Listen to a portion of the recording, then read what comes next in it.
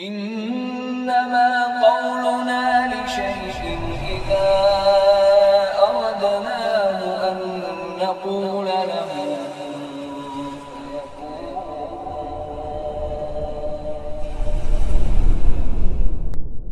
بسم الله. السلام عليكم ورحمة الله وبركاته. إن الحمد لله نحمده ونستعينه ونستغفره ونعوذ بالله من شرور أنفسنا وسيئات أعمالنا، من يهده الله فلا مضل له ومن يضلل فلا هادي له. أشهد أن لا إله إلا الله وحده لا شريك له وأشهد أن محمدا عبده ورسوله لا نبي بعده. قال الله تعالى: يا أيها الذين آمنوا اتقوا الله حق تقاته ولا تموتن إلا وأنتم مسلمون. يا أيها الناس اتقوا الذي خلقكم من نفس واحدة وخلق وبث منهما رجالا كثيرا ونساء واتقوا الله الذي تساءلون به والأرحام إن الله كان عليكم رقيبا. يا أيها الذين آمنوا اتقوا الله وقولوا قولا سديدا يصلح لكم أعمالكم ويغفر لكم ذنوبكم ومن يطع الله ورسوله فقد فاز فوزا عظيما. فإن أصدق الحديث كتاب الله وخير الهدي هدي محمد صلى الله عليه وسلم وشر الأمور محدثاتها وكل محدثة بدعة وكل بدعة ضلالة وكل ضلالة في النار. Amma ba'd, ikhwah sekalian rahimani wa rahimakumullah. Di antara tema yang sangat penting yang sifatnya berkenaan dengan keseharian, bahkan 5 kali sehari, adalah syarah atau penjelasan atau keterangan tentang zikir-zikir setelah solat yang memang ada dalam sunnah Nabi sallallahu alaihi wasallam. Ketahuilah bahwasanya zikir setelah solat itu sesuatu yang ada syariatnya dan ada hadisnya dan ada ketentuannya. Maka bukanlah hal tersebut produk buatan manusia, karangan yang beragam dari zaman ke zaman atau dari golongan demi golongan, melainkan Islam itu adalah satu hizb bukan ahzab, satu taifah bukan tawaif, satu firqah bukan firaq. Artinya Islam, kalau kita mau kembali betul-betul secara hakiki, kembalilah ke bagaimana Al-Quran dan As-Sunnah dan orang-orang yang Allah Ta'ala dan Rasulnya rekomendasikan, yaitu salafus salih, para sahabat, pemahaman para sahabat, tabi'in dan tabi'ut tabi'in. Maka di antara solusi jemaah sekalian untuk mengembalikan kejayaan Islam dan mengumpulkan firqah-firqah yang tercerai-berai ini adalah mengembalikan kepada khitah Al-Quran dan As-Sunnah dan bagaimana para salafus salih. Bukan justru masing-masing punya kiblat amalan masing-masing, yang sebagian mungkin sesuai dengan sunnah dan sebagiannya tidak. Maka mari kita kembalikan ini semua kepada sunnah Nabi sallallahu alaihi wasallam. Terjadi kesalahan dalam beberapa segi dalam masalah zikir setelah solat di kalangan masyarakat, baik di Indonesia atau lainnya. Dan wallahi ini bukan karena kita ini sangat bernafsu untuk menyalah-nyalahi orang, membid'ahkan orang, mensyirikkan orang, enggak, bukan bernafsu untuk itu. Tetapi ketika Anda melihat ada bangkai, maka katakan itu bangkai. Dan ketika itu banyak bangkai, maka katakan banyak bangkai. Jangan kemudian ada bangkai, kemudian karena banyaknya, udahlah biar orang-orang gak ngerti itu bangkai semua, maka kita katakan itu pepes, bagiannya pepes. Enggak. Maka kita katakan apa adanya, itulah hak. Kita lebih memihak kepada kebenaran dibandingkan kepada hawa nafsu dan perasaan atau tradisi masyarakat yang mungkin menyimpang dari sunnah Nabi sallallahu alaihi wasallam. Di antara kesalahan di masalah sighatul dzikr, yaitu lafal zikirnya. Beragam lafal zikir yang disebutkan dalam masjid-masjid, dipopulerkan di toa-toa masjid, yang mana ternyata kalau kita cari ternyata tidak ada dalilnya. Walaupun memang maknanya bagus, bahasa Arab bagus dan zikir memang, namun tidak ada asar khusus dari Nabi SAW bahwasanya lafal-lafal tersebut dirutinkan setelah salat. Dan ajaibnya kadang-kadang ada lafal-lafal khusus dari pesantren tertentu atau dari ormas tertentu. Seolah-olah Islam ini produk yang bisa dimodif oleh golongan-golongan tertentu. Tidak, melainkan Islam ini berdasarkan wahyu, Al-Quran dan As-Sunnah melalui pemahaman orang-orang yang Allah Ta'ala dan Rasulnya rekomendasikan. Itu dari segi lafal, kadang ada banyak kesalahan, bukan kadang, banyak kesalahan di sebagian masjid, di sebagian masyarakat. Kemudian dari segi adat, yaitu bilangan. Kadang-kadang kita dengar misalnya setelah salat tertentu tiba-tiba dia beristighfar dan bertaubat sampai 50 kali. Imamnya begitu dan makmumnya ikutin aja karena ya bertaklid. Dan di antara kesalahan juga sebagian pemahaman orang bahwa zikir ba'da shalah itu harus dikomandoi. Ini di antara kesalahan. Kesalahan pemahaman harus dikomandoi. Maka kalau nggak ada komandonya nggak sah atau nggak aji atau kurang lengkap. Kecuali mungkin kalau dalam konteks ta'lim. Seperti anak-anak atau orang baru masuk Islam yang belum paham zikir, mungkin iyalah bisa dengan maslahat mursalah dikomandoi sementara sampai dia mampu dan bisa dan hafal atau bisa baca. Maka biarkan dia sendiri masing-masing khalas. Dan juga masalah tertib, penertiban. Mana yang lebih dulu, mana yang diakhirkan, walaupun masalah penertiban atau urutan ini lebih longgar insyaallah. Tetapi kadang-kadang kita lihat setelah Assalamualaikum warahmatullah, Assalamualaikum warahmatullah, kemudian ada yang mengatakan Alhamdulillah, seolah-olah dia senang salat telah berakhir. Allahul musta'an. Dari mana asarnya? Dari mana tuntunannya bertahmid setelah salam? Melainkan Rasulullah SAW memerintahkan untuk apa? Istighfar. Dan itu akan kita bahas insyaallah ta'ala. Dan ini berkaitan dengan keseharian kita jemaah sekalian. 5 waktu. Dan betapa banyaknya kaum muslimin yang dirahmati oleh Allah yang hanya ikutan saja, tidak meneliti, tidak bertaharri dan tidak kritis dalam masalah ini. Entah apa sebabnya, mungkin karena khalaslah yang penting ikut saja cari aman sesuai dengan keumuman masyarakat, yang mana kita itu dalam beragama tidak hanya melihat bahwasanya ini adalah perbuatan keumuman masyarakat. Karena ketika itu salah menyelisihi sunnah, maka kita katakan itu menyelisihi sunnah. Jangan bermujamalah, basa-basi dan mendistorsikan kebenaran. Ikhwas sekalian rahimani wa rahimakumullah, kita mulai dari sifat zikir, yaitu lafal-lafal zikir dimulai dari awal, yang mana tentu urutan pertamanya biasanya Rasulullah SAW dalam hadis riwayat Muslim, beliau mengucapkan setelah salam, ya, setelah salam, Assalamualaikum warahmatullah, dan kadang-kadang dalam riwayat lain Assalamualaikum warahmatullahi wabarakatuh untuk salam pertama, dan salam kedua Assalamualaikum warahmatullah. Kemudian beliau mengucapkan Astaghfirullah, Astaghfirullah, Astaghfirullah, ya, dan berarti sampai Astaghfirullah, Astaghfirullah, Astaghfirullah. Saya pribadi tidak tahu ada riwayat yang ada tambahan al-azim wallahu alam, tetapi dalam riwayat-riwayat Astaghfirullah, Astaghfirullah, Astaghfirullah cukup. Wallahu alam, kalau ada tambahan al-azim mungkin jemaah tahu, bisa dihamparkan kepada kami nanti insyaallah. Astaghfirullah, Astaghfirullah, Astaghfirullah 3 kali. Bukan alhamdulillah. Ya, bukan alhamdulillah. Astaghfirullah, Astaghfirullah, Astaghfirullah. Itu masyhur dah khalas.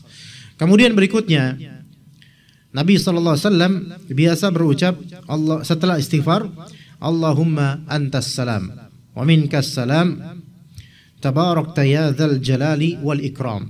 Allahumma antas salam wa minkas salam tabarakta ya dzal jalali wal ikram. Dan 2 jumlah atau 2 kalimat ini, istighfar 3 kali, kemudian Allahumma antas salam wa minkas salam tabarakta ya dzal jalali wal ikram. Kalau memang dia jadi imam, dia ucapkan itu ketika masih menghadap kiblat. Maka setelah tabarakta ya dzal jalali wal ikram, maka imam kemudian memutar untuk menghadap ke makmumnya. Ini sunnah Nabi SAW yang banyak tidak diajarkan oleh sebagian dari da'i bahkan di Indonesia ini. Dan bahkan banyak dari imam-imam, dan insya Allah bukan di sini, alhamdulillah semua imam di sini masya Allah. Banyak dari imam-imam bahkan fikih seperti ini nggak faham sama sekali. Nggak faham sama sekali. Padahal mungkin hafiz dan lulusan pesantren, baik pesantren tahfiz atau pesantren yang belajar agama. Tetapi karena tidak diajarkan sunnah Nabi SAW lebih detail. Walaupun diajarkan fikih, iya, kitabnya matan fikih Syafi'i, fikih ini, mempelajari matan-matan, tetapi tidak to the core, tidak ke sunnahnya. Melainkan yang penting hafalkan matan. Betapa adanya di antara santri-santri ataupun lulusannya hafal Fathul Qarib Al-Mujib karya Ibnu Qasim Al-Ghazi. Ya, ini salah satu matan fikih Syafi'i masyhur, atau bahkan Fathul Mu'in yang lebih besar lagi. Sampai dilombakan hafalan dari matan-matan fikih, teks-teks fikih. Tetapi ketika kita melihat ibadahnya, Allahu musta'an, imma banyak kebid'ahan, imma banyak sunnah ditinggalkan. Tapi urusan hafalan dari materinya, masya Allah, bisa dengan bahasa Arab, terjemahan bahkan i'rabnya. Maka ini bukan to the core, enggak masuk ke esensi dari Islam, enggak masuk ke esensi dari amalan. Makanya paling awal dasarnya kita itu kalau Quran dan Sunnah. Belajar madhab itu kebaikan, masya Allah. Dan itu maslahat yang sangat baik dan sangat kita anjurkan. Terutama misal di negeri ini banyaknya pakai fikih Syafi'i, maka pelajari itu. Tetapi lihat dalilnya. Maka banyak yang sudah belajar masya Allah sampai hafal matan-matan, dan bahkan ada yang sampai khataman kitab Kifayatul Akhyar misalnya dengan ratusan halaman. Ya masya Allah, tabarakallah. Tetapi mana realisasinya dari amalan yang sesuai dengan sunnah Nabi Sallallahu Alaihi Wasallam? Maka imam kemudian baru setelah tabarakta ya dzal jalali wal ikram balik badan untuk menghadap kepada makmum. Ini yang dilakukan oleh Nabi SAW secara rutin, dan kadang lebih sering Rasulullah SAW berbalik badan melalui kanannya, dan pernah Rasulullah SAW berbalik badan dari kirinya. Bisa tergambar jemaah maksud saya? Dari kirinya, berbalik badan dari kirinya. Tapi lebih dominan lewat kanannya, dari kanan muter kemudian balik badan. Dan itu alhamdulillah dilakukan oleh para imam-imam masjid di masjid-masjid yang alhamdulillah Allah Ta'ala beri hidayah, DKM-nya dan para imamnya dan semua jemaahnya. Makanya para sahabat radhiyallahu anhum, mereka banyak mendahulukan di saf pertama itu sebelah kanan terlebih dahulu. Ya, jadi ketika ini saf pertama ya datang, usahakan yang ini ya, kalau bisa di belakang imam fadhol, tapi yang belakang imam harus orang yang memang berpotensi bisa menjadi badal imam ketika imam batal wudunya atau batal salatnya dan semisalnya. Terus ke kanan ya. Ke kanan itu para sahabat lebih suka di sebelah kanan depan saf pertama. Kenapa? Karena mereka itu sangat suka kalau misalnya Rasulullah SAW selesai salat ngadep, kan muternya melalui kanan, maka mereka adalah orang-orang pertama yang dilihat oleh Rasulullah SAW. Ini lihat para sahabat mencintai Rasulullah SAW, ya, sehingga pengen menjadi orang yang dianggap Rasulullah SAW sebagai orang-orang yang dicintai oleh Rasulullah dan mencintai Rasulullah alaihi salatu wassalam wa radhiyallahu anhum jami'an. Begitu fikihnya jemaah sekalian. Ya, maka kalau nanti misal bapak-bapak ya, ikhwah sekalian, minimal imam keluarga, misal taraweh di rumah ya sekali-kali gitu. Ya misalnya taraweh di rumah sekali-kali, tapi itu bukan salat fardu. Afwan, di salat fardu saja. Di salat misal di safar atau di apa? Atau imam di kampung. Ya, contohkan ini jemaah. Contohkan ini. Ya mungkin asing bagi mereka, tapi ini ta'lim buat mereka. Ini pengabaran buat mereka. Contohkan jemaah. Maka kemudian tabarakta ya dzal jalali wal ikram balik badan. Ternyata jemaah belakang enggak biasa tuh, keki langsung. Imamnya balik kemari. Ngeliatin, malu dia. Udah gitu enggak zikir berjamaah lagi. Ya. Maka contohkan dan kabarkan setelah itu bahwasanya itu adalah bagaimana dulu Nabi SAW melakukannya. Terserah Antum mau dibilang Wahabi, Sururi, radikal, radikul, dan seterusnya terserah. Yang terpenting ridha Allah Azza wa Jalla. Yang penting mengikuti sunnah Nabi SAW dan menyebarkan ini ke masyarakat. Nah itu, tabaruk ta'ala jalal wal ikram. Jadi astagfirullah, istighfar, minta ampun sama Allah. Karena kenapa kok habis salam kok istighfar? Karena kita ini memiliki taksir, kekurangan dalam salat kita, baik dari segi niat ataupun mungkin sudah melakukan rukunnya tetapi ada sedikit kekurangan baik dari gerakannya atau lafalnya kurang baik, atau dari sunnah-sunnahnya mungkin kurang, atau bacaan yang kurang, pokoknya ada, atau fikiran di dalam salat dan seterusnya. Allahumma antas salam, ya Allah engkaulah yang menyelamatkan, engkaulah yang maha menyelamatkan. Wa minkas salam, darimulah keselamatan. Tabarok ta'ala jalal wa ikram, maha suci engkau wahai pemilik kemuliaan. Kemudian mengatakan la ilaha illallah wahdahu la syarikalah, lahul mulku wa lahul hamdu wa huwa ala kulli syai'in qadir. Allahumma la mani'a lima a'taita wa la mu'tiya lima mana'ta wa la yanfa'u dzal jaddu minkal jadd. Itu la ilaha illallah wahdahu la syarikalah, tiada yang berhak disembah melainkan Allah saja, tiada sekutu baginya. Lahul mulk, miliknya lah kerajaan ini. Walahul hamd, dan miliknya lah segala pujian. Wa huwa ala kulli syai'in qadir, dan dialah yang maha kuasa atas segala sesuatu, maha mampu atas segala sesuatu. Kalimat-kalimat ini membuat kita itu setelah salat memiliki mood booster atau motivasi akan apa yang menjadi hajat kita di dunia dan akhirat. Bahwasanya segala sesuatu itu milik Allah, segala sesuatu itu di kerajaan Allah, dan Allah lah yang patut disembah saja, hanya Allah yang patut disembah. Dan Allah maha kuasa dan maha mampu atas segala sesuatu untuk menunaikan hajat kita. Allah maha kuasa atas itu. Kemudian ditambahkan dengan kalimat yang sangat agung. Allahumma la mani'a lima a'taita wa la mu'tiya lima mana'ta. Ya Allah, Allahumma la mani'a lima a'taita. Tiada pencegah terhadap apa yang engkau beri. Jadi kalau Allah Ta'ala memberi sesuatu, tidak ada yang bisa mencegah. Ini Masya Allah.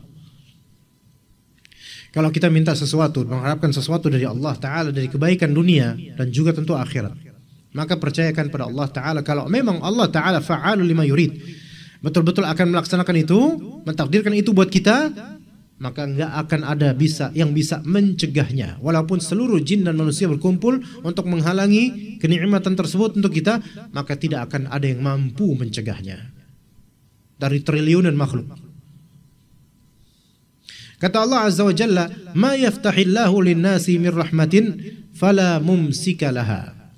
Apa yang Allah bukakan dari rahmat untuk manusia, kalau Allah bukakan itu, enggak bakal ada yang bisa menahan. Enggak bakal ada yang bisa menahan, termasuk hujan. Ya, enggak bisa menahan hujan.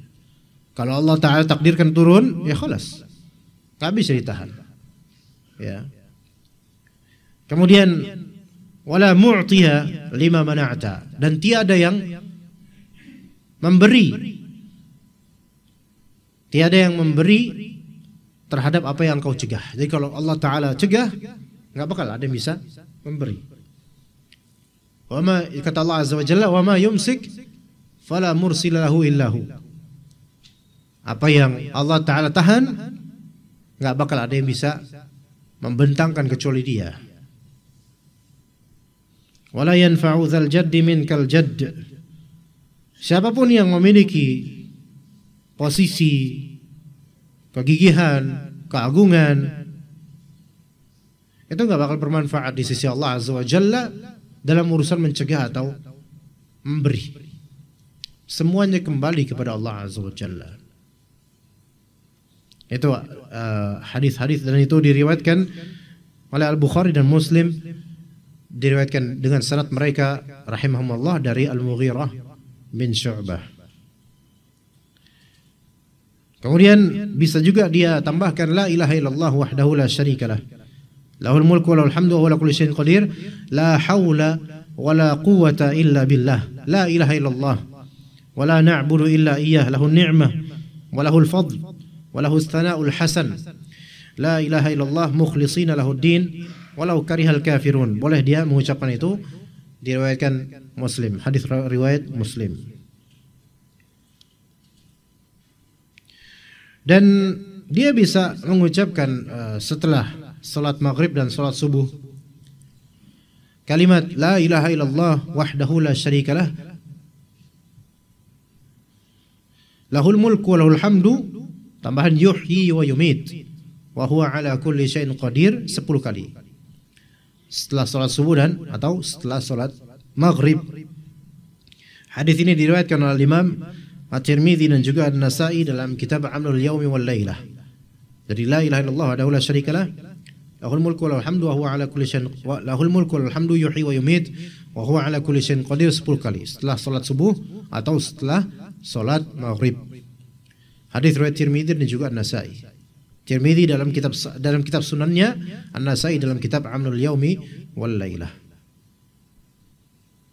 10 kali ini boleh dia ucapkan sebelum dia tasbih, tahmid, takbir, atau setelahnya tafadhol. Jadi tartib atau urutan ini enggak harus paten berurutan begini, enggak harus. Tapi yang terpenting ba'da salam itu ucapkan yang tadi, astagfirullah, astagfirullah, astagfirullah, Allahumma antas salam wa minkas salam, tabarakta ya dzal jalali wal ikram. Kemudian silakan dia membaca tasbih, tahmid dan takbir. Subhanallah, kemudian alhamdulillah, kemudian Allahu Akbar. Maka kita akan sebutkan ada kisaran 6 tata cara, 6 model untuk membaca ketiga itu. Yang pertama, dan 6 model ini semua sesuai dengan sunnah Nabi SAW dan bisa kita macamkan, ragamkan. Salat subuh misalnya kita pengen ini berapa kali, ini berapa kali, sesuai sunnah. Salat zuhur nanti ini berapa kali, ini berapa kali, nanti di sini ada. Yang pertama, tata cara pertama, Subhanallah 33 kali, Alhamdulillah 33 kali, Allahu Akbar 33 kali, dan ditamamkan atau disempurnakan dengan la ilaha illallah wahdahu la syarikalah, lahul mulku wa lahul hamdu wa huwa ala kulli syai'in qadir, sehingga jumlahnya berapa? 100. Yaitu yang pertama, cara pertama. Coba kan subhanallah 33 kali. Ya. Alhamdulillah 33 kali. Allahu Akbar 33 kali. Kemudian la ilaha illallah wahdahu la syarikalah, lahul mulku wa lahul hamdu wa huwa ala kulli syai'in qadir sekali. Ini diriwayatkan, disebutkan dalam riwayat Muslim dari hadis Abu Hurairah radhiyallahu anhu. Yaitu cara pertama, ya. Atau yang kedua, kembali ke basic defaultnya, ya. Subhanallah 33, alhamdulillah 33, Allahu Akbar 33. Cukup, berarti jumlahnya kembali ya 99. Ini diriwayatkan muttafaq alaih Bukhari dan Muslim. Sahih hadisnya. Ya, yang kedua ini kembali ke basicnya yang maklum, yang masyhur 33 33 33. Kemudian kaifiyah yang ketiga, tata cara yang ketiga. Dia ucapkan subhanallah 33. Alhamdulillah 33. Allahu Akbar 34. 34 Allahu Akbar. Ya 34 Allahu Akbar. Hadis riwayat Muslim. Ya dari Ka'ab bin Ujrah. Jadi 33 34. 33 34. Allahu Akbar 34. Jadi total 100. Ini tata cara yang ketiga, boleh. Ya. Dan juga sebelum tidur bisa juga mengucapkan ini. Sebelum tidur malam maksud saya. Karena itu yang Rasulullah SAW perintahkan kepada Fatimah ketika beliau radhiyallahu anha meminta kepada bapaknya itu Nabi kita alaihi wasallam untuk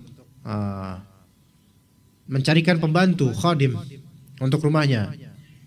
Maka Nabi SAW menyebutkan ada suatu zikir yang Insya Allah membuat urusanmu besok beres dan kekuatanmu lebih insya Allah. Lebih dari pembantu lah.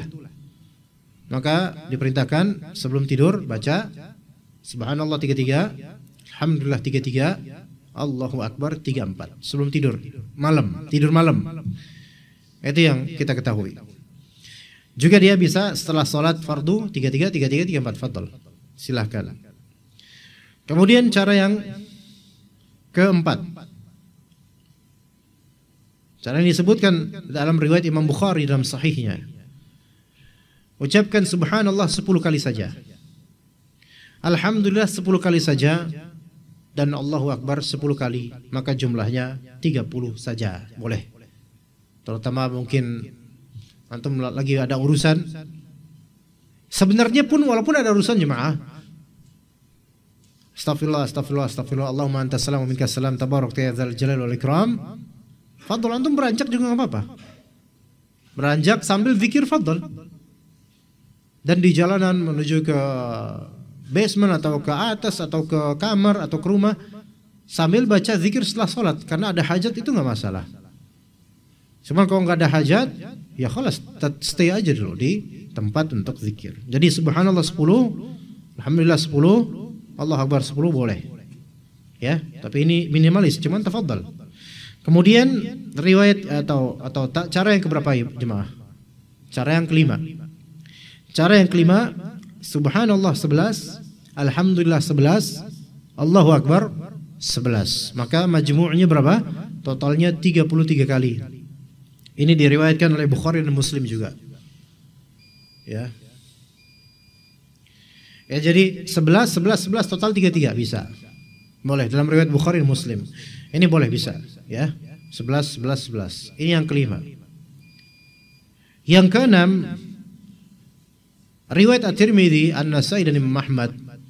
Rasulullah SAW melakukan ini subhanallah 25 kali, alhamdulillah 25 kali, la ilaha illallah 25 kali, Allahu Akbar 25 kali. Ini yang kelima, cara yang kelima. Subhanallah 25, alhamdulillah 25, la ilaha illallah 25, dan Allahu Akbar 25 kali. Mungkin bisa juga difahami wallahu alam, bisa juga difahami wallahu alam, subhanallah walhamdulillah wala ilaha illallah wallahu akbar 25 kali, gitu loh. Ya. Jadi bisa secara mufrad 25. Mufrad itu maksudnya apa ya? Single. Setiap single 25, single 25, single 25, single 25. Single di sini bukan bujang namanya. Single ini apa ya? Satuan, yaitu subhanallah 25, alhamdulillah 25, la ilaha illallah 25, Allahu akbar 25. Atau bisa juga subhanallah alhamdulillah wala ilaha illallah wallahu akbar 25 kali. Begitu ya. Jadi itu 5 tata cara untuk zikir setelah salat dengan tasbih, tahmid, takbir, atau sebagainya ada tahlil. Bisa diulang jemaah? Yang pertama apa? 33, kemudian la ilaha illallah wahdahu la syarikalah, lahul mulku wa lahul hamdu wa huwa ala kulli syai'in. Ada wa huwa ala kulli syai'in qadir. Ada 5 ini kalau misalnya antum variankan, fadhal. Tapi variannya ini acak, ikhwan. Jangan subuh saya pakai yang A, zuhur saya pakai yang B, asar saya pakai yang C, maghrib saya pakai yang D, isya saya pakai yang E, yang kelima. Selalu begitu ya, jangan menentukan khusus begitu, tetapi variankan. Ketika memang ada sunnah yang beragam dalam satu konteks, berarti antum bisa memilih. Kayak doa ini, doa istiftah. Bisa antum coba yang lain itu selama ada hadisnya, ada dalilnya. Ya, jadi itu bisa. Yang pertama tadi subhanallah 33, alhamdulillah 33, Allahu akbar 33, kemudian tambahkan dengan la ilaha illallah wahdahu la syarikalah, lahul mulku wa lahul hamdu wa huwa ala kulli syai'in qadir. Yang cara kedua yaitu kembali ke yang maklum, yang masyhur, subhanallah 33, alhamdulillah 33, Allahu akbar 33. Cara yang ketiga yaitu subhanallah 33, alhamdulillah 33, Allahu akbar 34. Cara yang keempat, ini udah berarti berapa cara tadi? 6 ya berarti. 6. Cara yang keempat 10 jumlah berapa? 30. Berarti yang keempat ini tidak ada la ilaha illallahnya. Ya. Cara yang kelima 11. Subhanallah 11, alhamdulillah 11, Allahu akbar 11. Dan cara yang terakhir ke-6 yaitu 25 tapi subhanallah 25 kalau secara mufrad atau single, alhamdulillah 25, la ilaha illallah 25, Allahu akbar 25, atau digabung secara majmu' subhanallah alhamdulillah wa la ilaha illallah Allahu akbar 25 afwan. Ya benar 25 kali seluruhnya. Tetapi jemaah ketika antum, jadi muskilahnya ini, antum jadi imam di masjid yang biasa zikir berjamaah. Nah ini bingung nih. Antum mau pakai apa? Ya, bingung. Kita sendiri nggak tahu, masjid-masjid beda-beda ya, beda-beda kaifiahnya.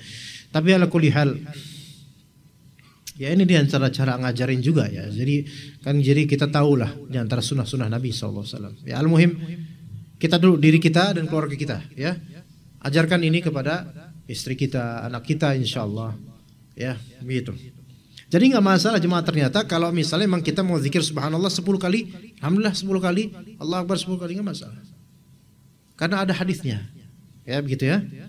Kemudian kita singkat karena tadi sudah ada alarm. Sebagian ulama menempatkan kemudian Allahumma a'inni ala dzikrika wa syukrika wa husni ibadatik di setelah salat. Allahumma a'inni ala dzikrika wa syukrika wa husni ibadatik setelah salat. Dimanapun tempatnya itu, apa maksudnya urutannya seberapa terserah. Jadi ulama khilaf dalam masalah ini. Karena kata Nabi SAW kepada Mu'adz bin Jabal, "Inni la uhibbuka fillah." Aku mencintaimu karena Allah. La tada'anna hadzal qaul fi duburi kulli shalah. Dalam riwayat lain fi kulli shalah. Yaitu jangan sekali-kali engkau tinggalkan kalimat ini di dubur setiap salat. Dalam redaksi lain, jangan engkau tinggalkan zikir ini, kalimat ini di setiap salat. Yaitu Allahumma a'inni ala dzikrika wa syukrika wa husni ibadatik. Ada dua pendapat ulama. Pendapat pertama bahwasanya doa ini diucapkan setelah salat selesai. Ya. Dengan dasar apa? Dengan dasar bahwasanya hadis Nabi fi duburi kulli shalah, mereka memahaminya duburnya setiap salat. Dubur di sini sesuatu yang di belakang. Yang dimaksud adalah sesuatu yang aqib, yaitu sesuatu yang setelahnya, after. Maka berarti dia bukan internal sholat, di luar sholat, eksternal, di luar sholat. Ini sebagian ulama memahami gitu. Dan ini nggak masalah kalau antum memahami gitu, fadl antum jadi masukkan ini zikir setelah sholat. Tetapi kalau ada pribadi yang memilih pendapat yang kedua, bahwasanya Allahumma a'inni ala dzikrika wa syukrika wa husni ibadatik diucapkan di akhir-akhir sebelum salam, setelah salawat. Kan tasyahud akhir salawat. Kemudian katakan Allahumma a'inni ala dzikrika wa syukrika wa husni ibadatik. Tapi ini pilihan pemahaman, kita tidak memaksakan karena ada khilaf dalam masalah ini. Kalau antum misalnya mau itu diucapkan setelah salat, maka tafadhol. Tapi ana pribadi lebih condong ke pendapat yang mengatakan itu di dalam salat sebelum salam. Ya. Juga sebelum salam itu selain Allahumma a'inni ala dzikrika wa syukrika wa husni ibadatik, bisa juga antum baca Allahumma inni a'udzubika min 'adzabi jahannam wa min 'adzabil qabr wa min fitnatil mahya wal mamat wa min fitnatil masiihid dajjal. Kemudian bisa juga antum tambahkan doa yang diajarkan Rasulullah SAW kepada Abu Bakar As-Siddiq, yaitu Allahumma inni zalamtu nafsi zulman katsira wa la yaghfiru dzunuba illa anta faghfir li maghfiratan min 'indik warhamni innaka antal ghafurur rahim. Itu boleh. Dan juga boleh kemudian antum ucapkan doa-doa terserah antum. Kalau memang enggak bisa bahasa Arab, maka tafadhol dengan bahasa Indonesia dibolehkan oleh sebagian dari ulama. Dengan bahasa Indonesia dibolehkan, dengan bahasa masing-masing yang tidak mampu berbahasa Arab. Cuman jauh lebih afdal kalau misalnya doa tersebut doa global yang memang ada riwayatnya dari Al-Quran atau As-Sunnah, itu lebih afdal. Ya, tapi ya kalau memang nggak mampu, nggak tahu dan nggak bisa membahasakan ini bahasa Arab, maka fadhal pakai bahasa sendiri masing-masing. Dan Allah Ta'ala pemilik seluruh bahasa. Allah Ta'ala faham atau mengetahui semuanya. Taib. Apa artinya Allahumma a'inni ala dzikrika wa syukrika wa husni ibadatik? Ya Allah, tolonglah saya untuk senantiasa berzikir kepada Engkau, mengingat Engkau, wa syukrika, untuk senantiasa bersyukur kepada Engkau, wa husni ibadatik, dan senantiasa beribadah dengan baik kepada Engkau. Itu maknanya. Kemudian tafadhal dia membaca apa? Ayat kursi. Ya. Ini maklum semua hafal insyaallah. Itu di 5 waktu salat, tafadhal. Setelah itu dia membaca apa? Surat Al-Ikhlas, kemudian surat Al-Falaq, kemudian surat An-Nas. Ya, surat Al-Ikhlas, surat Al-Falaq, surat An-Nas. Dalam riwayat disebutkan bahwasanya itu diucapkan atau dibaca 3 kali, terutama sekali dalam konteks salat subuh dan salat maghrib. Tapi perhatikan di sini bahwasanya zikir ba'da shalah itu beda dengan zikir sabah dan masa. Zikir setelah salat ini berbeda konteks dengan zikir pagi dan petang. Artinya, kalau antum sudah mengucapkan di masjid setelah selesai salat ayat kursi, qul huwallahu ahad, qul a'udzu birabbil falaq, qul a'udzu birabbin nas, maka setelah berpaling kemudian mau zikir pagi petang, maka ucapkan kembali itu. Karena konteksnya beda. Zikir ba'da shalah ada sendiri dan zikir pagi petang juga ada sendiri. Maka silakan masing-masing, ya. Maksudnya di nafsi-nafsi, yaitu zikir setelah salat ini baca juga, zikir pagi petang juga baca. Ya, kemudian masalah al-jahr bil dzikr, yaitu zikir dengan suara yang terdengar. Ketahuilah bahwasanya hal tersebut disyariatkan. Pada asalnya begitu, disyariatkan. Menjaharkan zikir selama tidak mengganggu atau tidak berpotensi riya, maka itu masyru', disyariatkan. Ingat, jahar bidzikir ini beda dengan zikir berjamaah. Jahar bidzikir yaitu mengadakan suara zikirnya. Ya. Beda dengan zikir jamaah. Zikir jamaah ini ada komandonya. Biasa imam atau perwakilan imam atau siapa gitu. Maka ini beda. Ya. Jahar bidzikir, zikir dengan jahar itu disyariatkan dan itu terjadi pada masa Rasulullah SAW. Maka dihikayatkan dari Ibnu Mas'ud, Ibnu Abbas radhiyallahu anhuma, anna raf'a as-sauti bidzikri hina yansarifu an-nas min al-maktubati kana ala ahadin nabi sallallahu alaihi wasallam. Intinya maknanya adalah di zaman Nabi SAW menjaharkan zikir itu sesuatu yang populer, sesuatu yang biasa di zaman Nabi SAW. Ya, jadi kalau misalnya ada di antara jemaah, Astaghfirullah, astaghfirullah, astaghfirullah, Allahumma antas salam wa minkas salam, tabarak, enggak masalah. Kedengaran suaranya. Ya, kedengaran suaranya. Bahkan sampai-sampai tetangga, atau dikatakan oleh Syekh As-Sa'di rahimahullah, fi hadzal hadits raf'u as-sauti bidzikr. Faedah dari hadis-hadis ini bolehnya mengangkat suara dengan zikir selama memang wajar, ya, tidak teriak-teriak, tidak. Bihaitsu yasma'u man huwa qaribun minal masjid.